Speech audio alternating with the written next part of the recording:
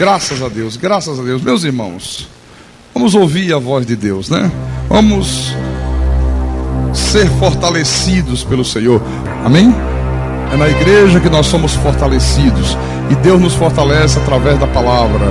Quando Ele fala ao nosso espírito, quando Ele fala ao nosso coração, Ele está nos fortalecendo para que nós possamos vencer todas as lutas da vida, viu? Então vamos abrir a Bíblia Sagrada, Hebreus capítulo 1, versículo 3. E o tema que o pastor traz à igreja nessa noite é a providência de Deus. A providência de Deus. E diz assim a palavra do apóstolo: Ele que é o resplendor da glória e a expressão exata do seu ser, sustentando todas as coisas pela palavra do seu poder. Depois de ter feito a purificação dos pecados, assentou-se à direita da majestade nas alturas. Veja que o mesmo Deus que com o seu poder criou todas as coisas, com esse mesmo poder Ele sustenta todas as coisas criadas. Amém? Vamos orar ao nosso Deus para que Ele nos dê compreensão perfeita, profunda, absoluta sobre esta palavra. Oremos ao Senhor agora. Senhor Jesus Cristo, Deus Todo-Poderoso, Criador dos céus e da terra.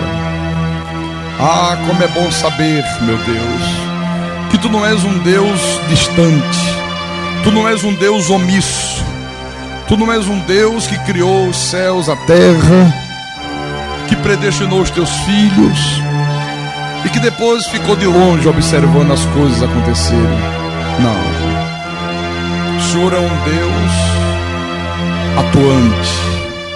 Tu és um Deus que reina na Tua soberania e na plenitude do Teu poder. O Senhor age, o Senhor sustenta todas as coisas criadas, o Senhor preserva a Tua criação, o Senhor governa todas as coisas deste mundo. E como é bom saber disto, Senhor, porque isso traz segurança para o Teu povo, isso traz segurança para a Tua igreja, isso faz com que nós saibamos que no final da história o Senhor será um Deus triunfante. Isso faz com que nós saibamos que nenhum dos Teus planos pode ser frustrado. O homem não pode frustrar os Teus planos, o diabo não pode frustrar os Teus planos, os demônios muito menos, os poderosos não podem frustrar os Teus planos, a natureza não pode frustrar os Teus planos, nada frustra os Teus planos, porque tudo está debaixo do Teu controle. Então que nesta noite, meu Deus, nós possamos crescer um pouco mais no conhecimento da verdade, que o Senhor possa nos fortalecer mais ainda através desta palavra, que o Teu nome seja glorificado, que o Teu nome seja exaltado através de tudo o que for proclamado deste altar. Usa-me, Senhor, como Teu pastor, como o pastor que o Senhor mesmo vocacionou. Inspira-me, capacita-me, porque a minha suficiência, ela vem do Senhor, o Deus Todo-Poderoso. Eu te peço em nome de Jesus, em nome do Senhor, e que todo o povo de Deus que crer, diga amém e amém. Diga graças a Deus, graças a Deus. Meus irmãos, amado de Deus, pedras que vivem, igreja gloriosa, igreja santa, igreja que é propriedade exclusiva do Senhor Jesus Cristo. Nós vamos falar nessa noite sobre a providência divina. Você vê, apesar da providência de Deus ser uma verdade tão fundamental para o bem espiritual das nossas vidas, para o bem espiritual da vida do povo de Deus, esta doutrina da providência de Deus tem sido completamente negligenciada pela igreja. Você não vê se falar da providência de Deus nos cultos, você não vê os pastores falar sobre a providência de Deus, você não vê a providência de Deus ser ensinada nos seminários. você não encontra livros escritos sobre a providência divina. Infelizmente, eu digo para você, 99% do povo de Deus desconhece esta verdade da providência divina. E eu digo infelizmente, porque o conhecimento desta verdade, irmão, é fundamental, é muito importante para a saúde da tua vida espiritual. Absolutamente importante. Agora, o que é, na verdade, a providência de Deus? Você vê que o apóstolo diz aqui em Hebreus que ele é o resplendor da glória e a expressão exata do seu ser, sustentando todas as coisas pela palavra do seu poder. Então, a providência de Deus, na verdade, é a ação sobrenatural de Deus, provendo todas as necessidades de tudo aquilo que Ele criou. É Deus agindo, meus irmãos, de uma forma sobrenatural, preservando todo o universo que foi criado pelo seu poder. É Deus dirigindo individualmente os caminhos de cada homem nesta terra. A providência de Deus é Deus governando, sabe, todas as obras das suas mãos. É Deus retribuindo para uns pelas suas obras más, é Deus retribuindo para outros pelas suas obras boas. Então, na verdade, é Deus participando de uma maneira ativa, de uma maneira atuante, seja dos atos bons, sejam dos atos ruins de todo o seu povo.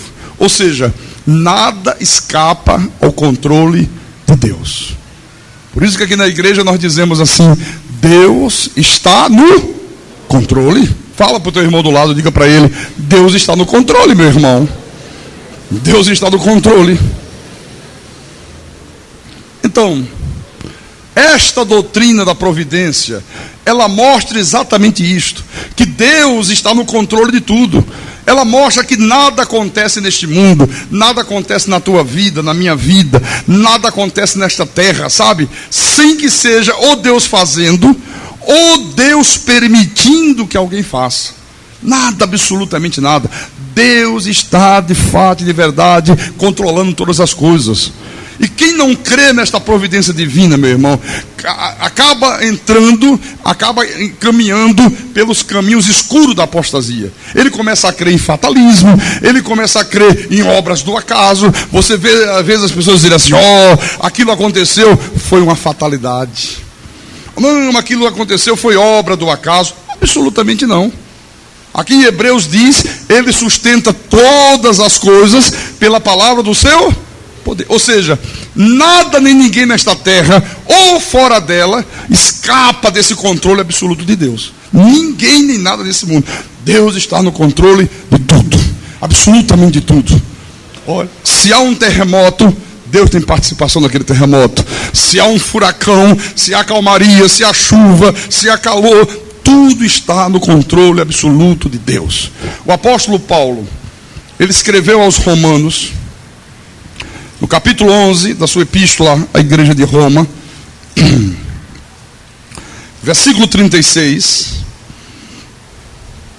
veja o que o apóstolo diz aqui, que verdade tremenda Paulo diz à igreja: porque dele, e por meio dele, e para ele, são todas as coisas. A ele, pois, a glória eternamente. Amém. Olha, vamos todos falar junto: porque dele, e por meio dele, e para ele, são todas as coisas. Isto é o que? A providência divina.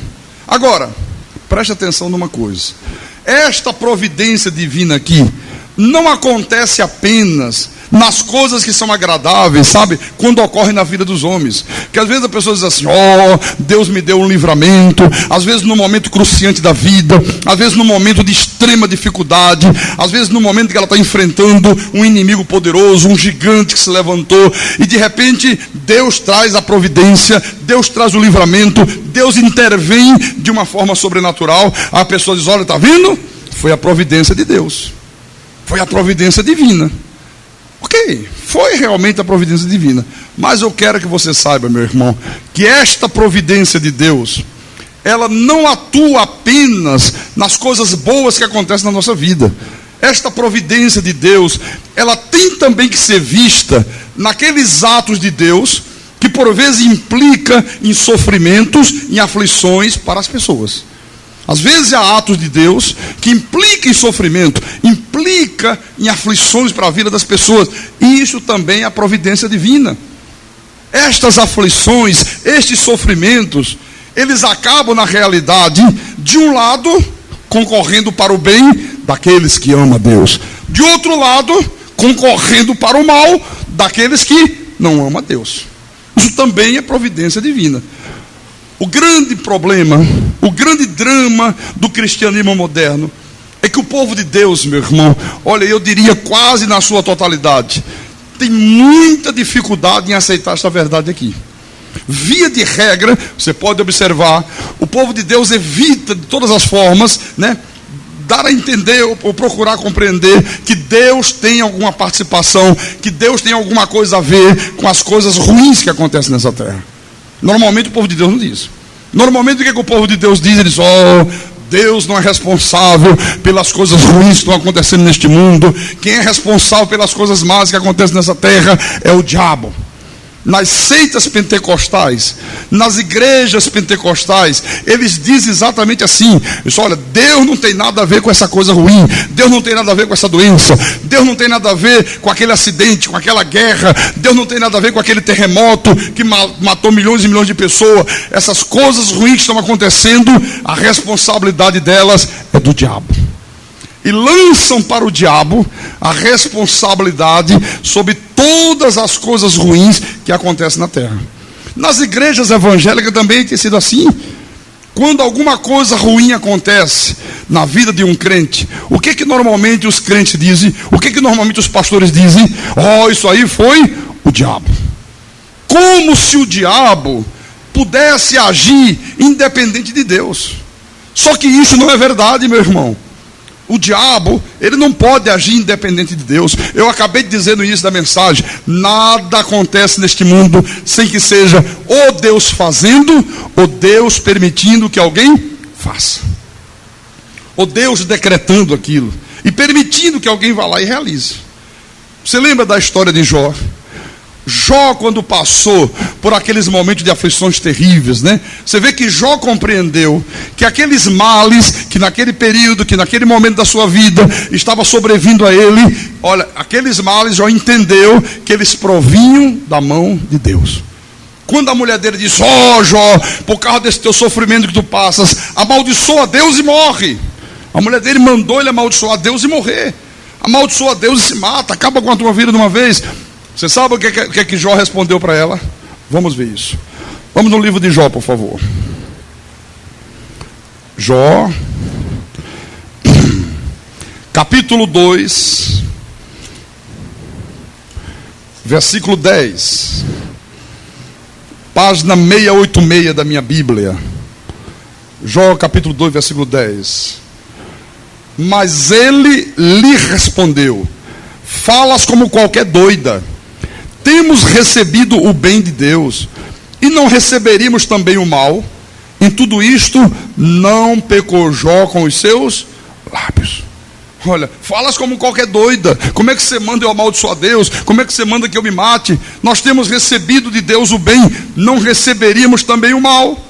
Quer dizer que Jó estava compreendendo, Jó estava consciente que aqueles males, aquelas aflições, aqueles sofrimentos que naquele momento estavam afligindo a sua vida, provinha de quem? De Deus. Jó estava dizendo, na verdade, olha, isso está acontecendo, não é porque Deus esteja fazendo, mas Deus permite que isto aqui aconteça. Está acontecendo por uma permissão soberana de Deus. Providência de Deus. O profeta Oséias, ele reconheceu a mesma coisa, quando ele sentiu a disciplina de Deus, quando ele sentiu a mão de ferro de Deus, sabe, se baixando furiosa sobre o povo judeu. Veja no livro de Oséias, vamos todos juntos. Vocês estão ouvindo bem aí o som? Está? Porque aqui em cima do altar está horrível. Oséias capítulo 6, versículo 1. O povo estava sofrendo, o povo estava passando momentos difíceis, amargura, sabe, tristeza, angústia, fracassos, doenças, fome, muitos problemas. E ele diz assim, versículo 1: vinde e tornemos para o Senhor, porque Ele nos despedaçou e nos sarará, fez a ferida e a ligará. Quer dizer que ele estava reconhecendo que aquilo que havia despedaçado o povo judeu, aquele sofrimento que se abatia sobre ele, era proveniente de Deus. Ele disse: olha, tornemos para Deus, vamos nos reconciliar com Deus. Ele nos despedaçou e Ele nos sarará, fez a ferida e Ele ligará. Então, irmãos amados, nós não podemos negar em hipótese alguma que a providência divina é uma realidade na vida dos homens. Ninguém pode negar isto aqui. É uma realidade, é uma verdade. Ela está aí presente. Deus não é um Deus distante. Deus não é um Deus ausente. Às vezes assim, não, Deus não está preocupado com essas coisas. Deus não está preocupado com detalhes. Deus não tem nada a ver com a guerra que está lá se instalando. Deus não tem nada a ver se o Bush quer atacar o Iraque. Não, Deus tem sim. Nada acontece em que seja Deus fazendo ou Deus permitindo que alguém faça. Agora, eu quero te mostrar que a soberania de Deus está intimamente ligada a esta doutrina da providência divina. São duas coisas que andam perfeitamente interligadas. Ao mesmo tempo que Deus é soberano, Ele na sua soberania faz com que a sua providência se manifeste na vida dos homens, se manifeste nas coisas que acontecem na terra. Amém? Vamos ver isto, por favor, no livro de Deuteronômio. Vamos lá para o Pentateuco. Deuteronômio capítulo 4, versículo 39. Olha aqui o que é que diz a palavra. Por isso hoje saberás e refletirás no teu coração que só o Senhor é Deus, em cima no céu e embaixo na terra. Nenhum outro há. Veja, quando você reflete, quando você medita nesse texto aqui, olha, não tem como as pessoas negarem que a soberania de Deus e a providência de Deus estão entrelaçadas. Elas andam absolutamente juntas. O ensino claro, o ensino cristalino das Escrituras é que Deus age soberanamente de uma forma providencial na vida dos homens, na vida do seu povo, na vida das pessoas. Deus age soberanamente e de uma maneira providencial em tudo que acontece ao longo da história. Tudo que já aconteceu, tudo que ainda vai acontecer, nos mínimos detalhes da vida, você vê a providência divina. Amém? Agora, diante desta soberania aqui, diante desta ação soberana de Deus na vida dos homens, a Bíblia diz que os homens são considerados como nada. Deus é tão soberano, tudo depende de Deus, Deus detém o controle absoluto de tudo, que Ele diz: olha, os homens são como nada, não representam nada, diante deste poder majestoso de Deus. Veja o profeta Daniel. Profeta Daniel, capítulo 4, versículo 35. Todos encontraram? Página 1147 da minha Bíblia do altar. Então diz assim: todos os moradores da terra são por Ele reputados em nada, e segundo a sua vontade Ele opera com o exército do céu e os moradores da terra. Não há quem possa lhe deter a mão, nem lhe dizer: que fazes? Você vê como é que Deus é tremendo, como é que Deus é majestoso. Deus, meu irmão amado, o profeta diz aqui: Ele opera com o seu exército dos céus. Lê outra vez aí. Ele opera com o exército do céu, Ele opera com os moradores da terra. Não há quem me possa deter a mão, não há quem possa inquirir Deus, não há quem possa perguntar a Deus: que faz? Pedir satisfação a Deus. Então, nós nunca podemos separar essas ações providenciais de Deus da sua soberania. Não podemos, hipótese nenhuma. A ação providencial de Deus, a providência de Deus, ela é soberana, porque nesta ação de providência, Deus age independente dos homens, Deus age independente da vontade de quem quer que seja. é uma ação soberana de Deus. Ele não depende de você, ele não depende de mim, ele não depende de fulano, ele não depende de Beltrano, ele não depende da opinião de A, da opinião de B, nem da opinião de C. O profeta diz aqui, reitero, que ele opera com o exército dos céus e os moradores da terra. Quer dizer que Deus usa as suas criaturas para o cumprimento dos seus propósitos. É isso que ele está dizendo aqui. Não é que Deus dependa dos anjos, não é que Deus dependa dos homens, não. Ele está dizendo que Deus soberanamente resolve usar os homens, resolve usar os anjos. Não que Deus dependa de ninguém, mas na sua soberania, para que os seus propósitos, né, se concretizem na terra, para que a sua providência se manifeste no mundo, ele pode agir através do seu exército dos céus ou através dos moradores da terra. Só Deus, meus irmãos, tem a prerrogativa de ter todo o poder nos céus e na terra. Só Deus tem a prerrogativa de fazer o que bem queira e entenda daquilo que pertence a Ele.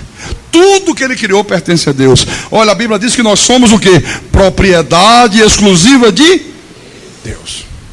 Então, não é o diabo que está no controle de tudo, é Deus.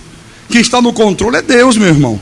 Agora, por não saberem que Deus está no controle de tudo, então quando os crentes, na sua maioria, que não têm o conhecimento da verdade, quando ele vê as coisas terríveis que acontecem nessa terra, o mundo, né, cada dia que passa, está cheio de coisas terríveis, e quando ele vê essas coisas tristes que acontecem aí no mundo, quando ele vê as tragédias, quando ele vê os terremotos, quando eles vê a violência, quando eles vê o sofrimento que tem afligido milhões e milhões de pessoas, aí eles começam a dizer, o responsável por isso aí é o diabo. Isso o diabo é que faz isso. Olha o terremoto, isso é coisa do diabo. Foi o diabo que soprou, foi o diabo que fez a terra tremer, foi o diabo que fez a terra se abrir e matar não sei quantos milhões de pessoas. Não. A verdade da Bíblia, meus irmãos, é que Deus está no controle de tudo. Tudo que acontece e tudo que tem acontecido ao longo da história, na verdade, é nada mais, nada menos do que o produto, do que o resultado de um plano previamente elaborado por Deus. Não há acaso, não há fatalismo, sabe? É tudo o resultado perfeito de um plano que Deus elaborou previamente. Amém? Quer dizer que Deus não somente tem um plano, mas o próprio Deus executa este plano. Satanás, irmãos, é apenas uma das peças que fazem parte de toda essa engrenagem, é apenas uma das peças que Deus usa para que os seus propósitos eternos se estabeleçam na terra. Amém? Ele não tem poder, ele não é uma dualidade de poder. Então você tem que crer que Deus é absolutamente soberano, nós cremos nessa soberania de Deus. Então ele é absolutamente soberano para controlar cada coisa ou cada evento que aconteça na terra, seja ele bom, seja ele mau. Quer dizer, direta ou indiretamente, Deus está envolvido, meus irmãos, em cada evento. Deus está envolvido em cada detalhe do que ocorre neste mundo e do que ocorre na vida das pessoas. Cada detalhe do que ocorre na tua vida, Deus está envolvido nisso. Nada passa desapercebido a Deus. Nada acontece, sabe, à mercê da vontade de Deus. Absolutamente não. Então, se Deus está no controle de todas as coisas, irmãos, isso é para trazer segurança para a igreja. Por quê? Porque se Deus não está no controle de todas as coisas, olha, nenhum de nós pode ter esperança que no final da história Deus vai sair como vitorioso. Se você não crê que Ele está no controle absoluto, que nada acontece sem que seja com a permissão dEle, como é que você vai ter certeza, como é que você vai ter esperança que no final das contas Deus é que vai ser o triunfante? Se Ele não estiver no controle absoluto de todas as coisas, não haveria esperança para os cristãos da terra se Deus não estiver no seu trono governando tudo. Se Deus não estiver agindo nesta terra com a sua onipotência, não haveria esperança para nós. Nós não teríamos esperança de nada. Ficaríamos à mercê das coisas que acontecem nesta terra. Mas não é isso que a Bíblia diz. Agora, infelizmente, irmãos, a falta de conhecimento tem feito na realidade com que as pessoas atribuam o bem a Deus e o mal ao diabo. É sempre isso que você vê. Foi coisas boas? Deus. Aconteceu alguma coisa desagradável? O diabo. E foi esse pensamento errôneo que acabou estabelecendo dentro da igreja a heresia da dualidade. O que essa heresia da dualidade diz? Ela ensina que o Deus Todo-Poderoso e o diabo são dois poderes independentes. E que eles atuam como se fossem dois gigantes, sabe? Duas superpotências brigando bravamente para ver quem domina o universo. É esta a ideia que você tem no mundo.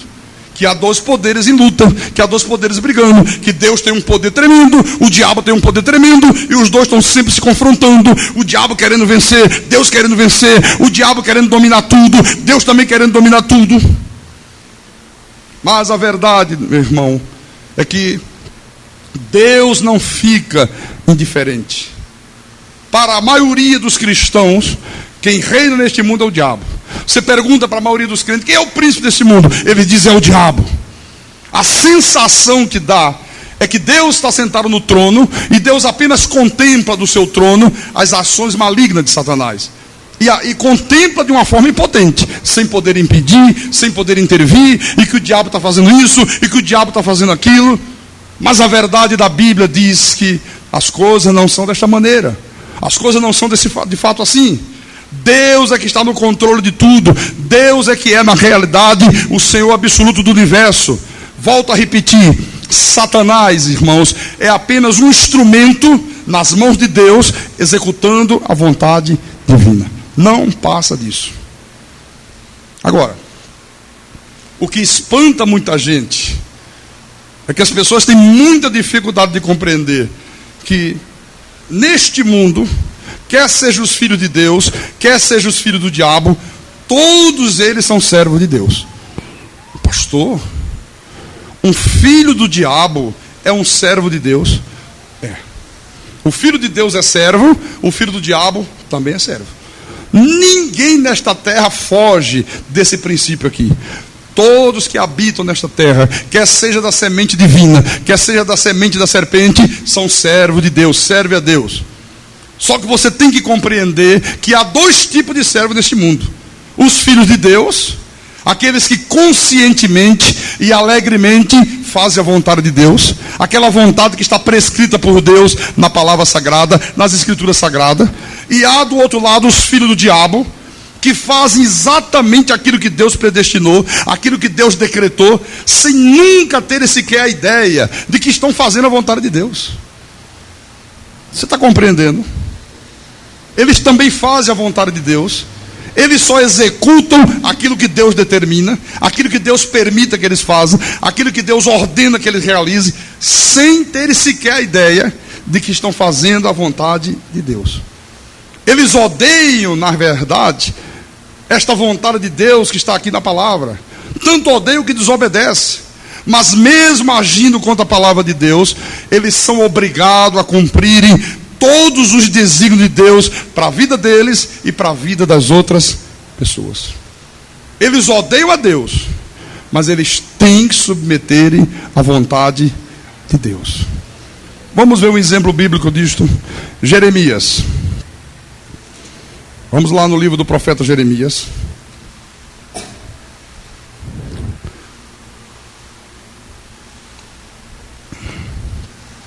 Capítulo 27. Jeremias 27, versículos 6 e 7.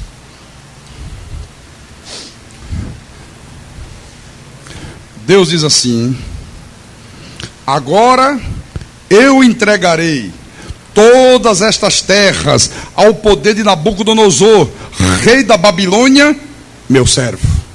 Uau! O rei da Babilônia, Nabucodonosor, aquela semente da perdição, aquele rei ímpio, aquele rei que detestava Deus, e Deus está chamando ele de meu servo. Também lhe dei os animais do campo para que o sirvam. Todas as nações servirão a ele, a seu filho e ao filho de seu filho, até que também chegue a vez da sua própria terra, quando muitas nações e grandes reis o fizerem seu escravo. Olha, o rei da Babilônia, irmão, foi na verdade também um instrumento na mão de Deus para cumprir a vontade de Deus com respeito às nações da terra, com respeito à própria cidade de Jerusalém. E Deus disse: no final de tudo, você, rei da Babilônia, vai sofrer uma fragorosa derrota. Mas por enquanto você é um instrumento meu, eu vou te usar, os meus desígnios, a minha providência vai ter que se manifestar em relação às nações da terra, em relação a Jerusalém, e você é o instrumento que eu vou usar, para que a minha providência se estabeleça. Você vê, Deus tinha providências de juízo sobre os outros povos, sobre outras nações, e para Deus realizar os seus propósitos, Deus utilizou o rei da Babilônia. Olha, você vai lá, você vai conquistar essas terras, você vai dominar todos eles, você vai ser o poderoso, mas depois a coisa vai se inverter. Os outros reis virão, dominarão você, e você vai sofrer uma fragorosa derrota. Olha, outro rei ímpio, do qual Deus se utilizou, foi Senaqueribe, rei da Síria. Veja por favor no livro do profeta Isaías. Isaías capítulo 10, versículo 5 e 6. O Senhor Deus diz assim: ai da Assíria, cetro da minha ira, a vara em sua mão é o instrumento do meu furor. Envio-a contra uma nação ímpia, e contra o povo da minha indignação lhe dou ordens. Um rei ímpio, Senaqueribe, jamais imaginou que aquilo que ele estava fazendo era na realidade cumprindo uma ordem de Deus. O pensamento do rei da Assíria, eles olham: eu sou poderoso, eu estou sentindo uma vontade de destruir todos os reinos, eu estou sentindo uma vontade de saquear a riqueza de todas as cidades por onde eu passar, eu estou sentindo a vontade de sair destruindo tudo. Ele estava realmente sentindo essa vontade, só que por trás dessa vontade havia um plano de Deus.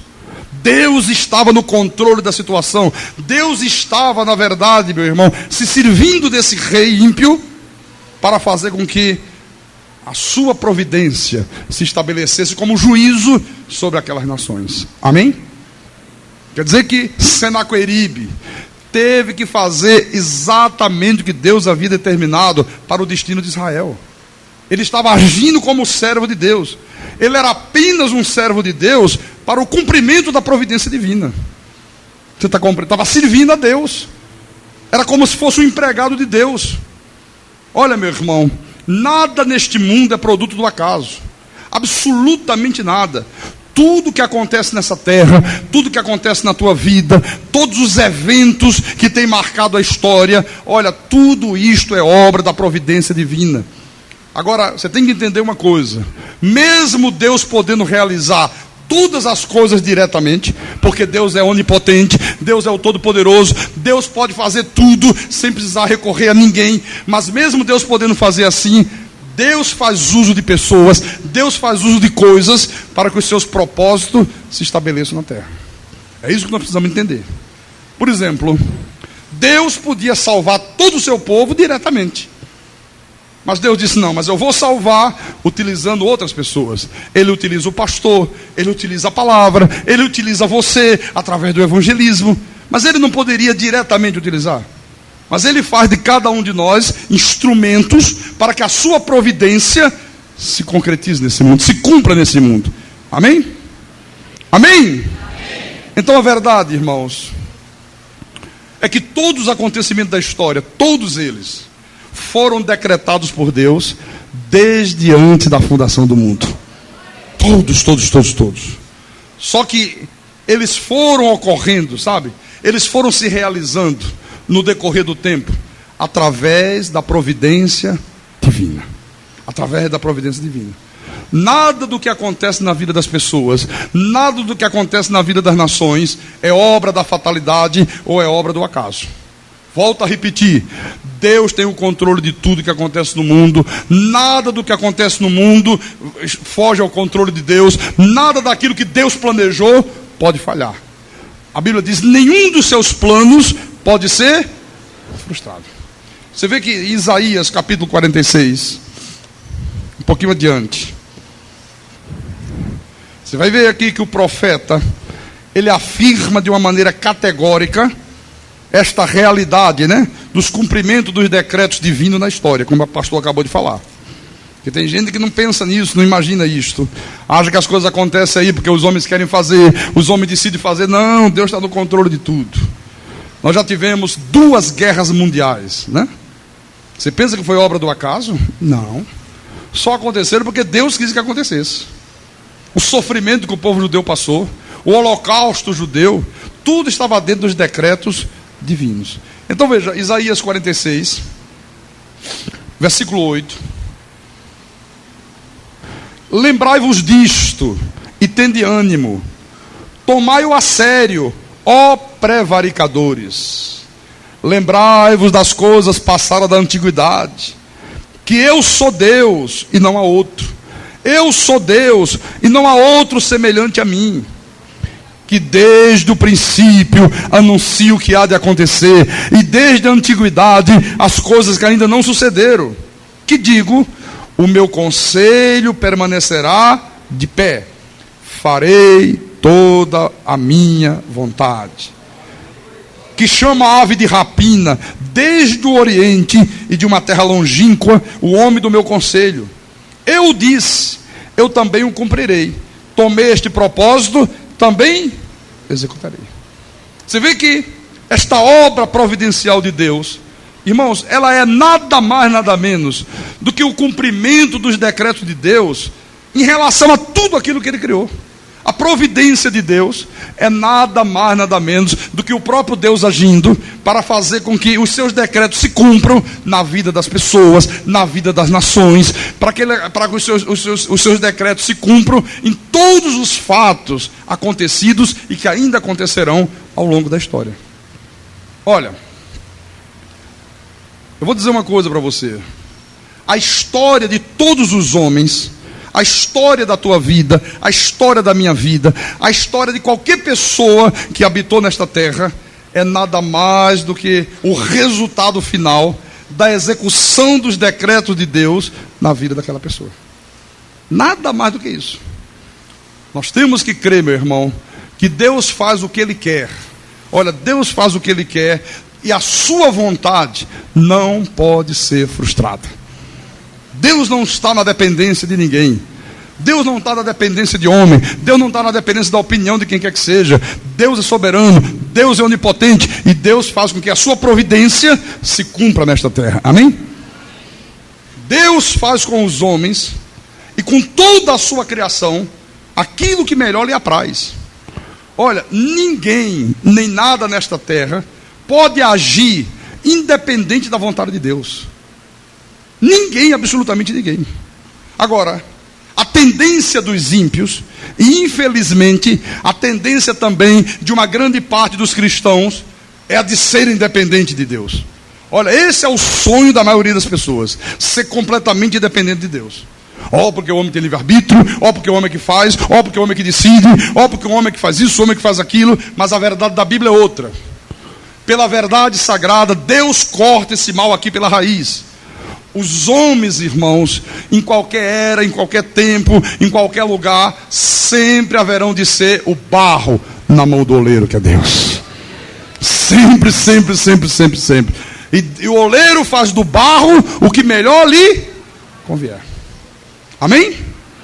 Agora, assim como a providência divina está diretamente ligada à soberania de Deus, estas duas coisas, por sua vez, a soberania e a providência, estão diretamente ligadas à onipotência de Deus.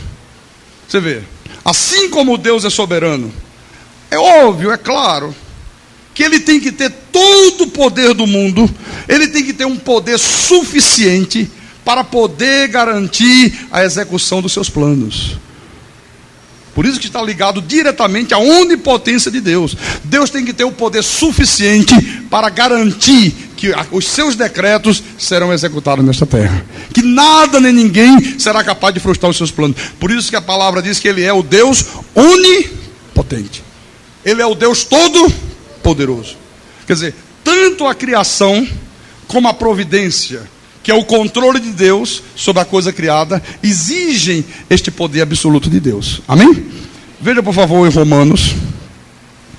Vamos voltar lá a Romanos, capítulo 4,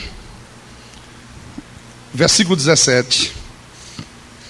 Como está escrito: por pai de muitas nações te constituí, perante aquele no qual creu, o Deus que vivifica os mortos e chama à existência as coisas que não existem. Aleluia, aleluia. Quer dizer que Deus, pelo seu poder, Ele não somente chama à existência as coisas que não existem, e isto é o que? É a criação. Ele chama à existência as coisas que não existem, Ele cria. Mas esse Deus também, por essa mesma virtude, o apóstolo disse aos Hebreus, Ele sustenta todas as coisas pela palavra do seu poder. Isto é o que? A providência divina. Amém?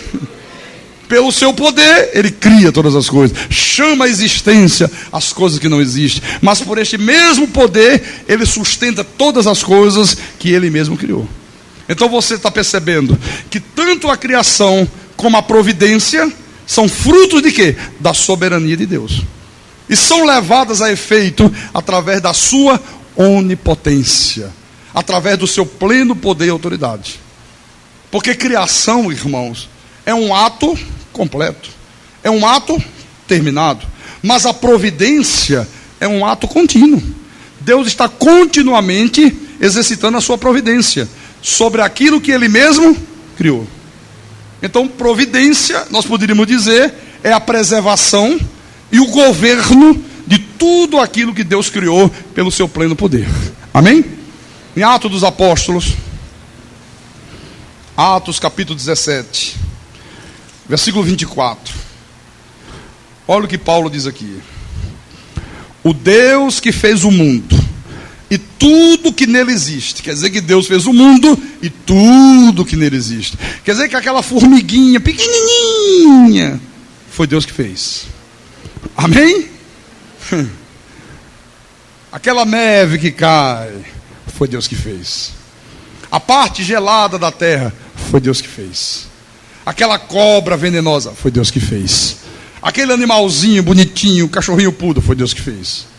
Deus criou, fez o mundo e tudo que nele existe.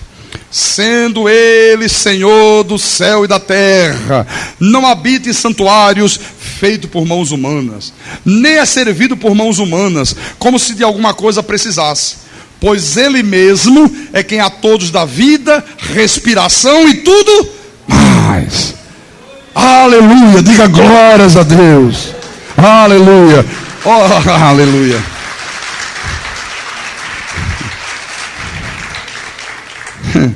Você está vendo como é que Deus é soberano? Você está vendo como Deus é tremendo? Deus é quem a todos dá vida, respiração e tudo mais. É Deus que te dá tudo. A roupa que você veste, o sapato que você calça, a comida que está na tua mesa. Olha, Deus te dá tudo. A função que você tem no teu trabalho, o salário que você recebe, tudo provém de Deus. Tudo provém de Deus. Amém? Agora, Deus usa não somente os anjos, mas Deus usa, a Bíblia diz também, todos os moradores da terra para executar essa providência dele. Ele opera com o exército dos céus e com os moradores da terra. Tanto as pessoas que estão investidas de uma autoridade, tanto a autoridade civil, como a autoridade religiosa, como também as pessoas que não estão investidas em nenhuma autoridade, aquelas pessoas mais simples, aquelas pessoas mais comuns da sociedade. Olha, qualquer pessoa, em qualquer nível, pode ser usada por Deus para o cumprimento dos seus decretos. Qualquer uma pode ser usada por Deus. Você vê que, eu vou mostrar um exemplo, para a gente fechar a mensagem dessa noite, que está lá no livro de 1 de Reis, capítulo 17. Às vezes, para Deus executar uma providência na vida de outra pessoa, Ele pode usar você. Às vezes Deus tem uma providência para a vida do irmão Carlos. Deus poderia executar direto, mas Deus de repente, não, eu vou executar essa providência, mas vou usar o irmão Walter. Isso é uma prerrogativa de Deus. Sabe? Ele pode usar qualquer pessoa para que aquela providência se cumpra na vida dele. Então veja, 1 de Reis 17, versículo 1. Então Elias, o tesbita, dos moradores de Gileade, disse a Acabe: Tão certo como vive o Senhor, Deus de Israel, perante cuja face estou, nem orvalho, nem chuva haverá nestes anos, segundo a minha palavra. Veio-lhe a palavra do Senhor dizendo: retira-te daqui, vai para o lado oriental e esconde-te junto à torrente de Querite, fronteira ao Jordão. Versículo 4: beberás da torrente, e ordenei aos corvos que ali mesmo te sustente. Foi, pois, e fez segundo a palavra do Senhor. Retirou-se e habitou junto à torrente de Querite, fronteira ao Jordão. Os corvos lhe traziam pela manhã pão e carne, como também pão e carne ao anoitecer, e bebia da torrente. Mas, passados dias, a torrente se secou, porque não chovia sobre a terra. Então, primeira coisa aqui, Deus aqui neste episódio usou seres irracionais, que eram os corvos, né, para sustentar o profeta Elias. Deus disse: olha, vai, fica lá tranquilo, fica na torrente, você vai beber água daquela torrente, e eu já ordenei aos corvos. Não foi uma ordem verbal. Deus disse: eu já decretei, já está decretado, eles vão ter que fazer. Eles vão te sustentar, eles vão te levar pão e carne. Fica tranquilo lá, que a minha providência já está estabelecida para a tua vida. Amém? Só que, quando a seca começou realmente, então Deus providenciou outro meio de sustento para esse profeta aqui. Veja o versículo 9. Então lhe veio a palavra do Senhor dizendo: ele não podia mais ficar ali, a torrente tinha secado, não tinha água, né? Tinha que se mudar. Deus disse: não, mas eu já tomei providência, eu já tenho providência para a tua vida. Dispõe-te, versículo 9, e vai a Sarepta, que pertence a Sidom, e demora-te ali, onde ordenei a uma mulher viúva que te dê comida.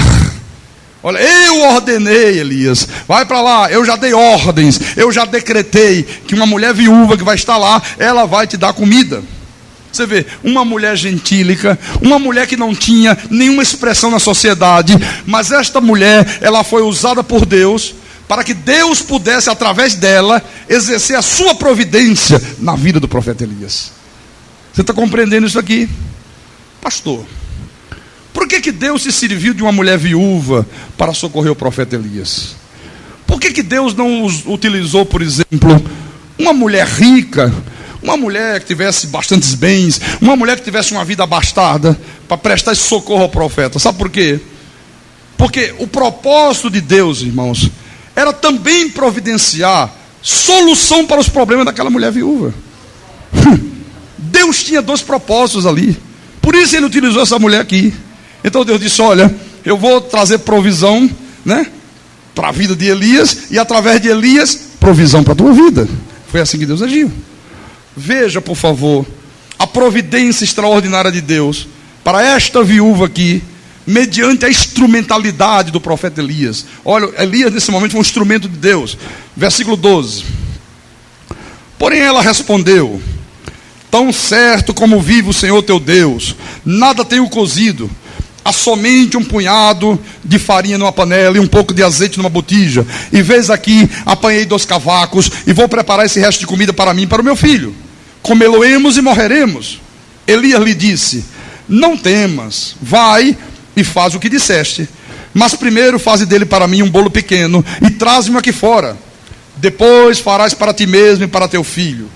Porque assim diz o Senhor, Deus de Israel: a farinha da tua panela não se acabará, e o azeite da tua botija não faltará, até o dia que o Senhor fizer chover sobre a terra. Foi ela e fez segundo a palavra de Elias. Assim comeram ele, ela e a sua casa muitos dias. Da panela a farinha não se acabou, e da botija o azeite não faltou, segundo a palavra do Senhor por intermédio de Elias. Depois disto, adoeceu o filho da mulher, da dona da casa, e a sua doença se agravou tanto que ele morreu. Olha a providência de Deus para a vida desta viúva. Então disse ela a Elias: que fiz eu, homem de Deus? Viestes a mim para trazeres à memória a minha iniquidade e matares o meu filho? Ele lhe disse: dá-me o teu filho. Tomou-o dos braços dela e o levou para cima ao quarto, onde ele mesmo se hospedava, e o deitou em sua cama. Então clamou ao Senhor e disse: ó Senhor meu Deus, também até esta viúva com quem me hospedo afligiste, matando-lhe o filho.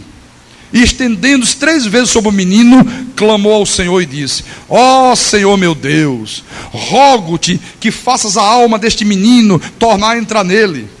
O Senhor atendeu a voz de Elias, e a alma do menino tornou a entrar nele e reviveu. Elias tomou o menino e o trouxe do quarto à casa e o deu à sua mãe e lhe disse: vê, teu filho vive. Então a mulher disse a Elias: nisto conheço agora que tu és homem de Deus, e que a palavra do Senhor na tua boca é verdade. Aleluia. Olha, observe por favor, que mais uma vez nós vemos aqui no capítulo 17, que Deus ordena, meu irmão, o acontecimento desta sua obra providencial. Olha aqui, no versículo 4, a ordenação de Deus é aos corvos. O decreto de Deus de respeito a essa ordem de Deus aos corvos, de respeito a um decreto de Deus para seres irracionais, né? Os corvos estão aqui. No versículo 9 aqui, a ordenação de Deus a uma mulher viúva diz respeito a um decreto de Deus para seres racionais. Quer dizer que neste caso aqui último, uma mulher sem expressão, uma mulher viúva, uma mulher sem nenhuma condição, uma mulher que estava enfrentando uma situação de morte, de fome, ela recebe em casa o profeta, ela coloca o profeta dentro de casa, ela divide com ele o pouco de comida, o resto de comida que ela possuía, e ela diz: aqui, profeta, é o pouco que eu tenho, vai comer eu e meu filho e nós vamos morrer. Olha, se não está aqui no versículo 10. Olha só. Então ele se levantou e se foi a Sarepta. Chegando à porta da cidade, estava lá uma mulher viúva apanhando lenha. Ele a chamou e lhe disse: traz-me, peço, uma vasilha de água para eu beber. Indo ela buscá-la, ele a chamou e lhe disse: traz-me também um bocado de pão na tua mão. Porém ela respondeu: tão certo como vive o Senhor teu Deus, nada tenho cozido. Há somente um punhado de farinha numa panela e um pouco de azeite numa botija. E vês aqui, apanhei 2 cavacos e vou preparar esse resto de comida para mim e para o meu filho. Comê-lo-emos e morreremos. Elias lhe disse: não temas, vai e faz o que disseste. Mas primeiro faze dele para mim um bolo pequeno e traz-me aqui fora. Depois farás para ti mesma e para teu filho. Olha, Deus inclinou, irmão, o coração desta mulher viúva aqui, para que ela desse alimento ao profeta Elias. Se não fosse Deus a fazer isto aqui, se não for a Deus interceder, se não for a Deus agir de uma maneira providencial, olha, seria absolutamente impossível ela fazer isto. Ora, ela não possuía nem para ela mesma. O pouco que tinha não dava nem para ela e o filho. Como é que ela ia dividir com Elias? Ela só o fez porque Deus agiu de uma forma providencial. Deus quebrantou o coração desta mulher. Deus fez com que ela sentisse todo o desejo de repartir com o profeta o pouco, o resto que ela possuía. Qual é a moral dessa história aqui? É a ação providencial de Deus para o sustento contínuo da vida desta mulher.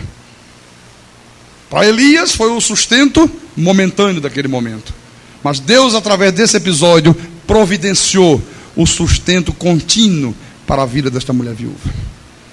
Veja, 2 instrumentos foram usados por Deus aqui.